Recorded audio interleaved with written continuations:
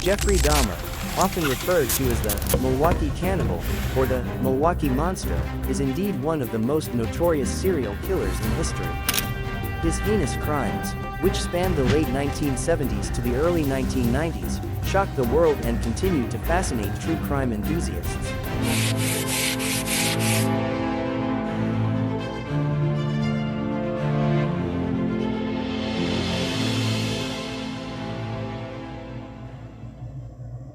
Early life and background. Jeffrey Lionel Dahmer was born on May 21, 1960, in Milwaukee, Wisconsin. His early years were marked by the typical struggles of many children, but his family life was tumultuous.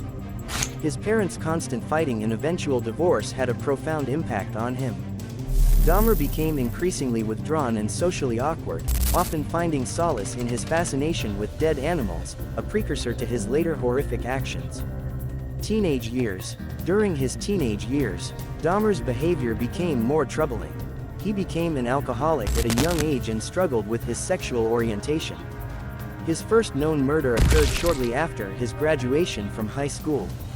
In 1978, he killed Stephen Hicks, a hitchhiker, and buried his body in the backyard of his childhood home. This murder was just the beginning of a series of gruesome crimes. The killing spree. Dahmer's murders typically followed a disturbing pattern. He would often lure young men to his home with promises of money or companionship, where he would drug them. Once incapacitated, he would commit his horrific acts.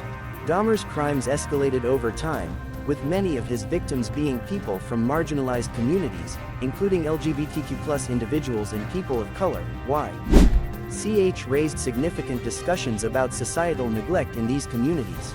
Cannibalism and dismemberment. One of the most shocking aspects of Dahmer's crimes was his penchant for cannibalism. He often consumed parts of his victims, believing it would create a deeper bond with them. Dahmer's apartment was filled with macabre trophies, skulls, bones, and photographs of dismembered bodies. His desire to create zombie-like individuals stemmed from a warped quest for control, attempting to keep his victims alive in a sense, even after death. Capture and trial. Dahmer's downfall came in 1991 when his intended victim, Tracy Edwards, escaped and led police back to Dahmer's apartment. The evidence found there was overwhelming and gruesome. During his trial, Dahmer pleaded guilty but insane, a plea that was ultimately rejected. He was found sane and guilty of 15 counts of murder, receiving 15 consecutive life sentences. Life in prison and death. While incarcerated, Dahmer expressed remorse for his actions and sought forgiveness. He often spoke about his struggles with mental illness and addiction. However, he also maintained a certain level of detachment from the gravity of his crimes. In 1994, Dahmer was murdered by a fellow inmate, Christopher Scarver, in a prison bathroom, bringing an end to a life marked by horror and controversy. Legacy and impact. Dahmer's crimes sparked widespread media coverage and public fascination.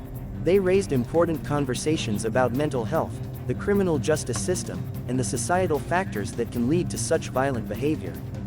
His story has been depicted in numerous documentaries, films, and books, solidifying his status as one of the most infamous serial killers in history.